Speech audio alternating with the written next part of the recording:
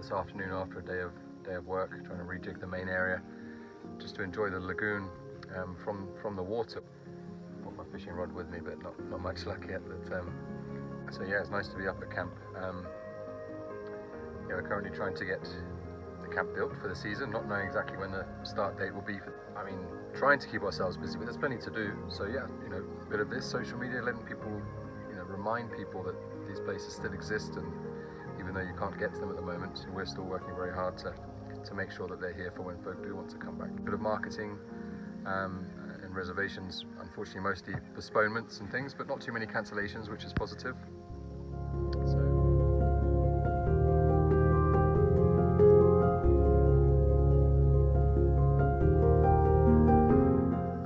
Recently some great news, 7 new cubs born to a couple of the adult females in the pride.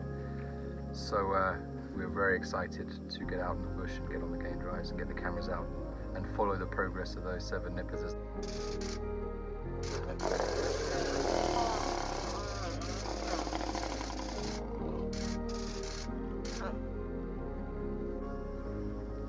I enjoy to fish.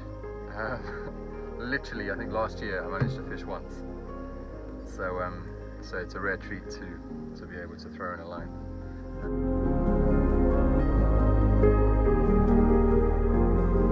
Well, the Kafue River doesn't look anything like this, which is why it's so cool for folk like us who've lived and spent most of our life on the Kafue. And the Kafue Park is about the river, really, let's face it. It's these lagoons which I've never known of anywhere in the park that you can get into with a boat at this time of year, and it's like a mini Okavango. You can hear the birds, the hippos are just over here, the lilies. It's phenomenal. It's so unlike anything else I've seen in this park before. Yeah, we'd be lying if we weren't a little bit, downhearted with what the lack of tourism will mean for conservation efforts, especially with our Musekese conservation project that we have running here. Of course, with less tourism comes less funds for conservation.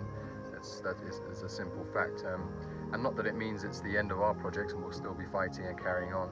And we've got a great team to help us do that. But fundamentally, the more visitors that come to wild areas like this, the more money that is raised for conservation. And so we hope that this all passes over as soon as possible.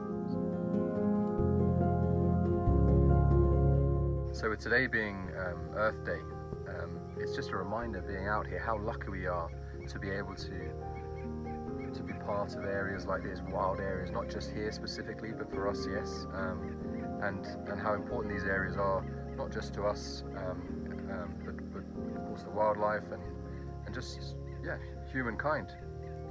Yeah, we just wish that this coronavirus wasn't here, so that we could be sharing this with guests as well.